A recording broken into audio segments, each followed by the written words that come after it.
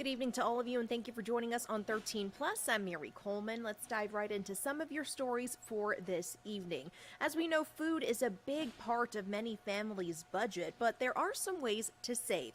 Susan Campbell is showing us a new way to get some of that good food for less at some of your favorite restaurants.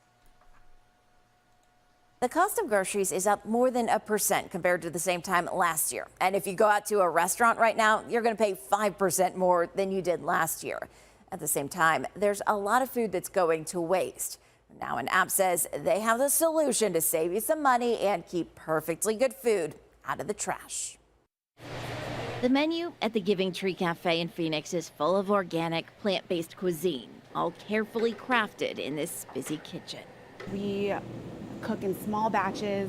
Our food is made fresh, and we go through all of it. But sometimes there are leftover ingredients, so this restaurant's selling the extras on a new app called Too Good To Go.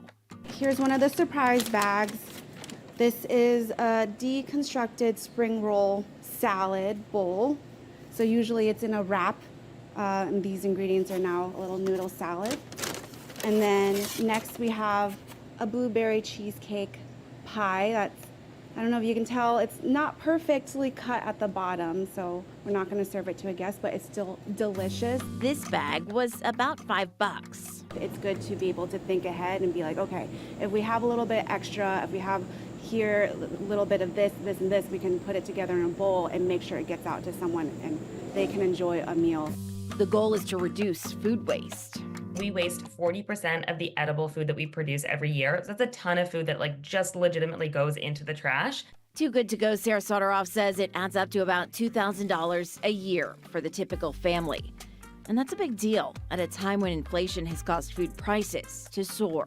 What we are is an app to help reduce food waste and help businesses make a little bit of money off that food while simultaneously helping consumers to get great food at a lower cost. Here's how it works. Log into the app, set your location, then choose the restaurant or store. So it can be anything from a convenience store at a gas station that maybe has milk or chips or juices. Those can go on the app. It can be something like a pizza restaurant. Those pizzas can't stay under the heat lamp for more than 3 hours. So once that happens, the turnover usually gets thrown out. Put those onto the app and people can buy them. The same thing goes for restaurant orders that get canceled after they're prepared. You're not going to know the actual itemization of what's in your surprise bag because it really does reflect the unpredictability of food waste. But what you will know is the category, you'll know the original value amount, and then you'll see the amount you pay, which is typically about 1/3 off the original value. You pay through the app, and the store or restaurant will tell you when you're allowed to make your pickup. Everything that's sold on the Too Good To Go app is perfectly consumable, would have to meet the same standards that the food would have to meet if it were sold for full price. Let's see, this one. Even at the same restaurant on the same day, each surprise bag is a little different. So you never know what you're gonna get. You just know you're getting good food at a discount. Too Good To Go is available in dozens of communities across the country with plans to continue expanding. I'm Susan Campbell.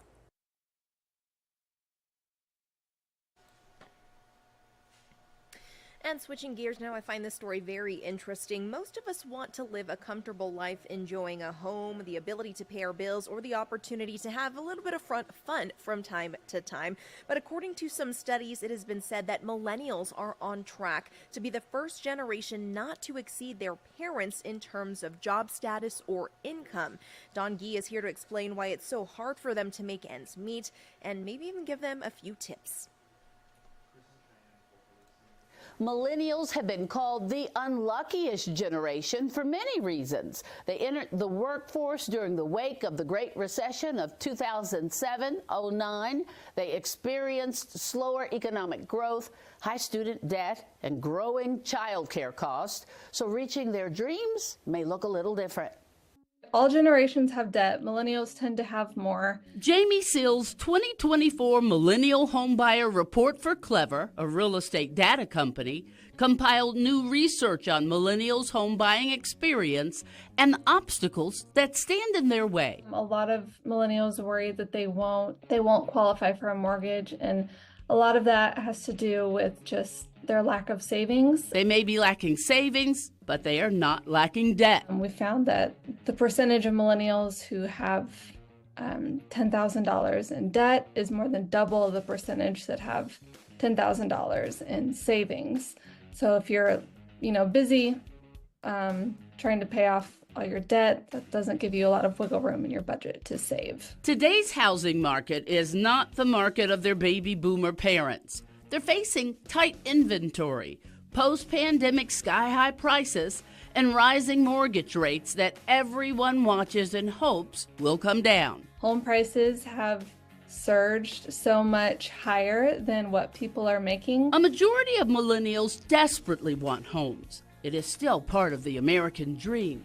To make that dream come true, many are willing to do whatever they must. People are having to get creative to afford a house. A lot of millennials are gonna get a second job, but then you have some folks who are trying to, rent out rooms in their house, creating GoFundMes. Clever's Millennial Homebuyer Report found millennials are so desperate to own homes that 67% would buy a home with asbestos.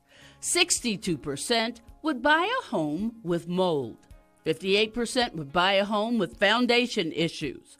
And 85% of millennials would buy a home sight unseen. Desperate times call for desperate measures. For millennials kind of in their early career or mid-career, they're just not making as much money. Seal stresses just like any financial goal, like buying a house or improving your credit, there are things that you can do. One is start paying down your debt, start saving for a bigger down payment when you can. And then I would also just say, stick to your budget.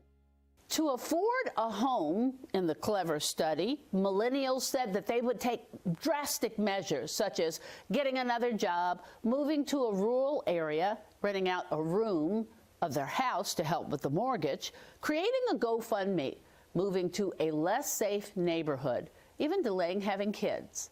Helping you make ends meet, I'm Dawn G.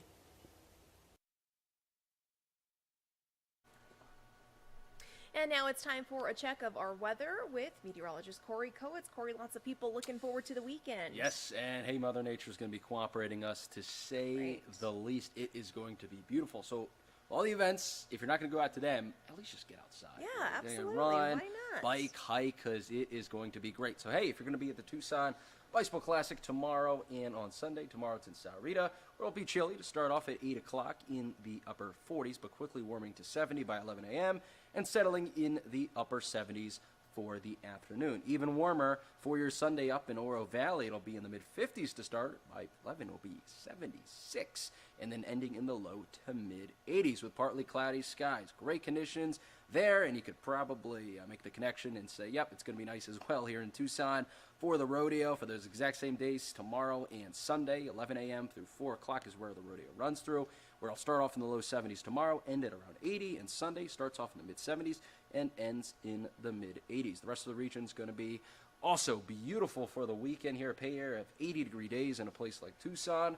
Almost everyone's going to be getting in on the 80-degree party for this weekend. It will be a beauty. So take advantage because we'll see a cool down by the time we get to next week. Those temperatures plummeting to the low 70s and in the 60s in some spots, including Tucson. And here's the reason why. We're tracking our next weather maker, but until then, that high pressure is going to dominate the region, continuing to keep us dry and warm. We're watching these two guys, though, out to the west, to our northwest, and to our west there out in the Pacific. Those two systems are going to move in, possibly producing some very isolated showers Monday through Monday night, maybe a little more widespread Tuesday. And it looks like the main event with this lagging cutoff low could be by the time we get to Wednesday, later Wednesday through Wednesday night and through Thursday. So yeah, the time frame has shifted 2 days over the last 2 days of where we could see rain. So now it looks like maybe Wednesday through Wednesday night could be the best chance of seeing rain in the region, with it drying out on Friday. Current conditions right now is that sunset fades into the background. Looking for Matt Bigelow over there.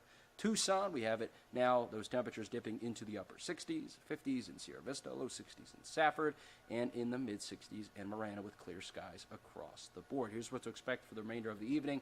Down to the low 60s by 9 o'clock, and you'll be out that late for your Friday night. Should be in the 50s, 10 o'clock and later with those clear skies persisting. So through the weekend and through Monday, it should be nice and warm. Windy conditions on Monday will signal a pattern change with slight chances on Tuesday. Looks a better chance to be on Wednesday for seeing that precip with temperatures possibly back in the 60s. But hey, look at that. By the time we get to later next week, we'll be warming back up to the mid-70s. Perfect. Thank you, Corey. Hope everyone has a great weekend. We're going to leave you with the live look of the Tucson area. Stay safe out there. And hey, if you want to join us for 13 News Live at 10, we will welcome you with open arms. Have a good one, and we'll see you soon.